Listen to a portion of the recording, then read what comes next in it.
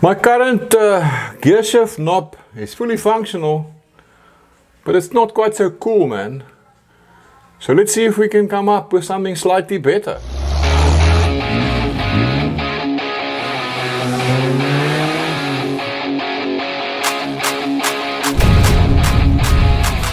Hey, how's the jokes? And welcome back to the shop. If you don't know me, my name is Duff.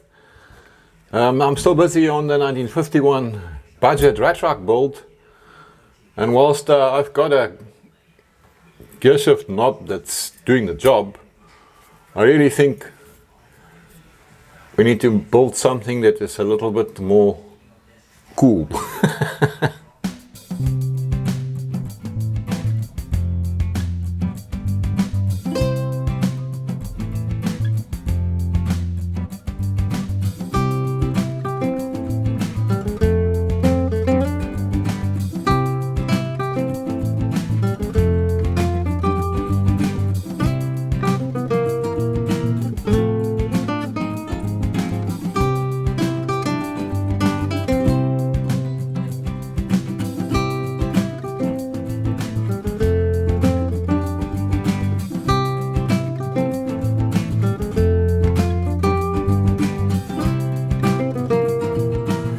So I found this steel ball. It's a hollow steel ball at my local steel shop.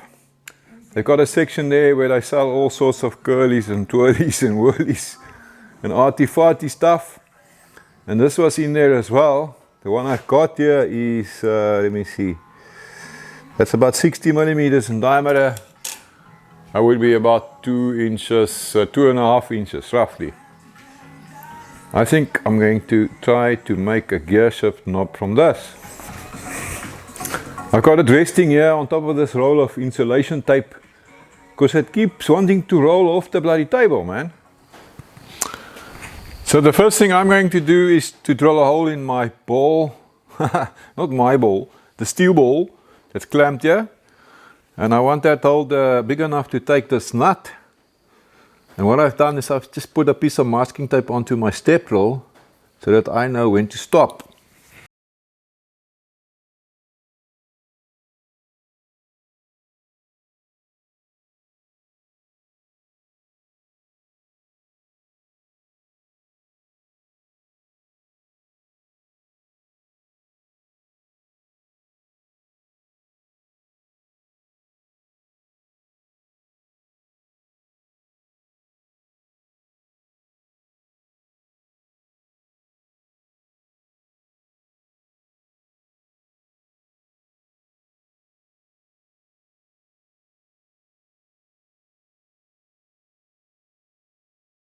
So the nut is a nice tight fit here, but I'm going to hold it with this piece of threaded bar, because if I don't have this and I tap it in and I accidentally hit it right through and it ends up inside the ball, how will I ever get it out again?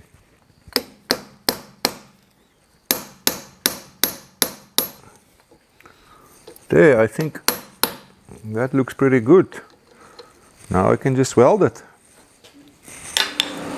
Another advantage of having this in here is that I won't get any possible weld spatter messing up the thread of my nut when I weld it. Of course you can clean it up with a tap, but this will just prevent going there in the first place.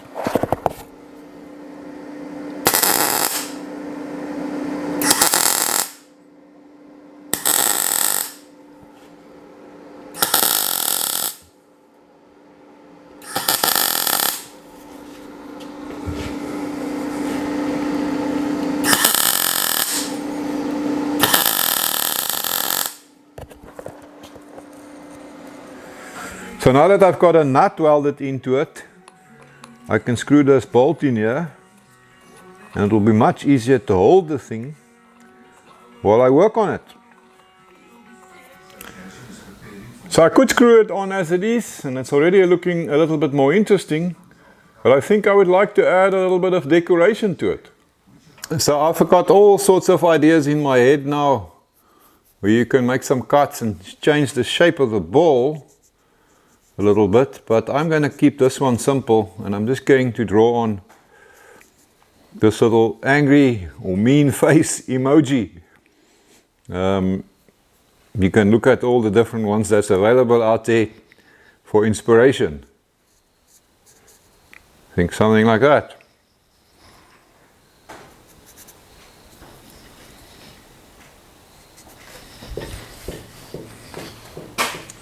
So now I'm going to start by drilling a hole here for the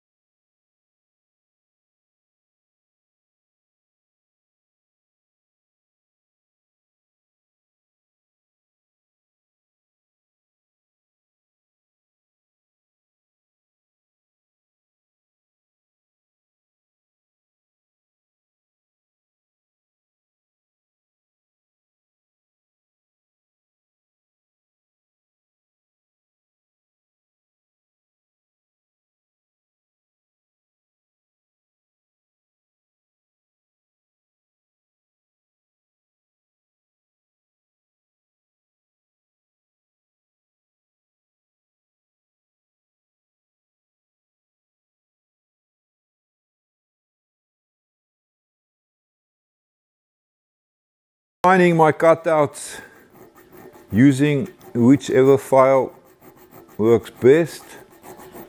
The wall thickness on this ball is actually quite a bit. It's about 3 mil or 1/8 of an inch. So this might take a while.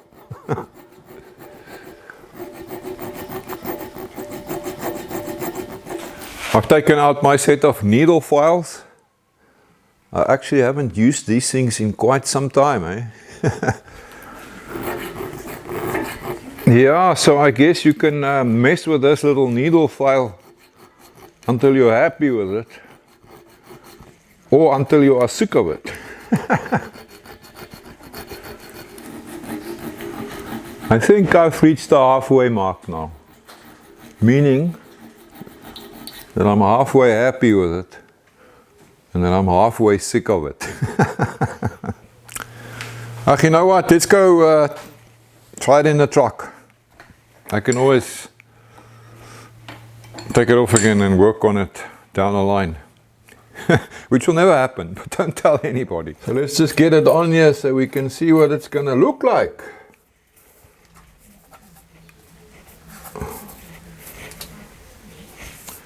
Yeah, I think it adds a bit of fun. It's certainly different from the normal wrench or plastic skull or rifle butt that you always see. And it's cheap enough and easy enough to do. And having started with this idea, I think there's all sorts of possibilities. I might even try something else down the line. I think he looks pissed off. Yeah, I think I'm going to live with him for a while. The hindsight thing, eh? I'm just looking at it again. And I think the mouth of my little guy here needs a little bit more work. I also actually don't like how straight my gear lever is. Or gear stick. What do you call it? Yeah, I did mess around a little bit here with some copper wire. And some inner tube that I've been cutting and playing with. But I think I'm going to call it done. I've got some much more important things to do than mess with this further. I might get back to it one day. Who knows?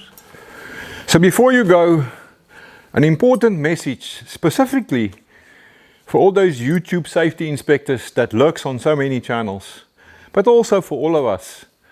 I'd like to quote from one of my favorite authors, Michael Crichton, and the book here is called State of Fear.